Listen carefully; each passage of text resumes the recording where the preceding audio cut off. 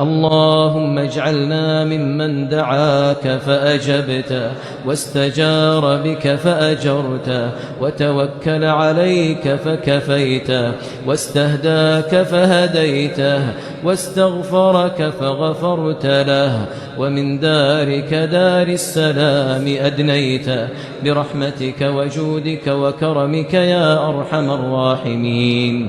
ربنا تقبل منا إنك أنت السميع العليم وتب علينا إنك أنت التواب الرحيم وتوفنا مسلمين وألحقنا بالصالحين.